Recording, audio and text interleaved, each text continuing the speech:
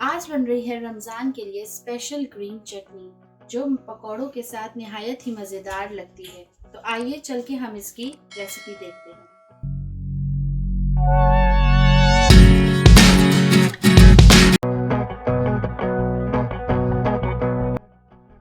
अस्सलाम वालेकुम। आज मैं आपके साथ शेयर कर रही हूँ रमज़ान के लिए एक बहुत ही स्पेशल ग्रीन चटनी। आप इस चटनी को सारा रमज़ान पकौड़े, समोसे और छोले चाट के साथ इंजॉय कर सकते हैं। तो आइए चल के इसके इंग्रेडिएंट्स नोट डाउन कर लेते हैं।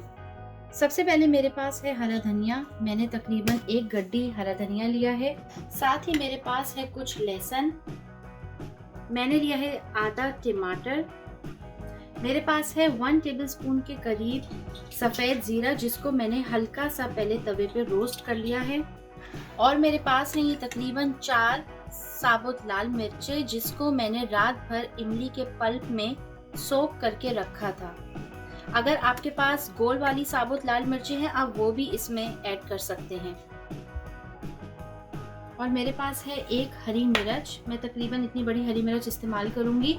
आप चाहें तो छोटी वाली हरी मिर्चें भी ले सकते हैं, लेकिन छोटी वाली हरी मिर्चें थोड़ी ज़्यादा स्पाइसी होती हैं और ये हरी मिर्च इतनी ज़्यादा स्पाइसी नहीं होती। और इसका लास्ट इंग्रेडिएंट है प्लेन योगर्ट यानी दही। दही आपको 2 टेबलस्पून से ज़्यादा नहीं चाहिए। तो चलें अब हम सारी चीज़ों को एक चॉपर में पीस लेते हैं। अब मैं सबसे पहले इसमें हरी मिर्च ऐड कर रही हूँ।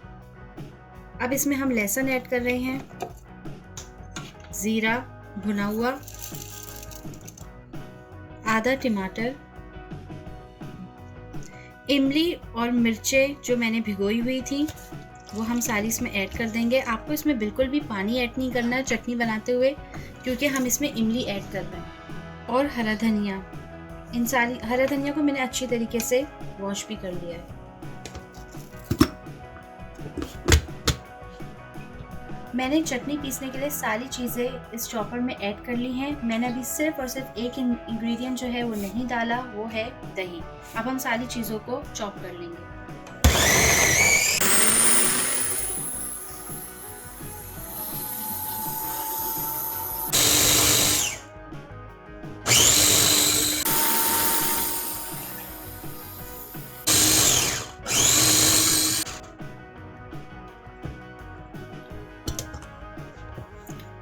बहुत अच्छी खुशबू आ रही है चटनी पीसने के बाद। अब हम इसको निकाल लेंगे एक बोल में।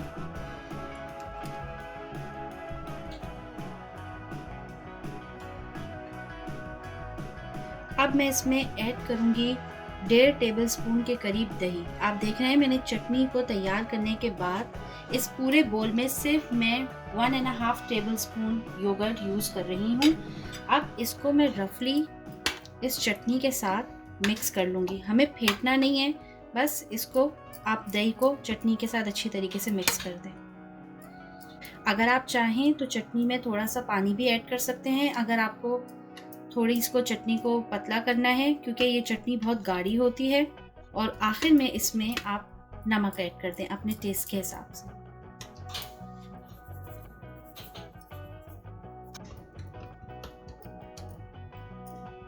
हरी चटनी रेडी हो चुकी है। आप इसको फ्रीज भी कर सकते हैं एयरटाइट जार में, और पूरे रमज़ान इसको यूज़ कर सकते हैं पकौड़े, समोसे, रोल और शामी कबाब के साथ। अगर आपको रेसिपी पसंद आई तो प्लीज़ आप वीडियो को लाइक करें और हमारे पेज को सब्सक्राइब करें।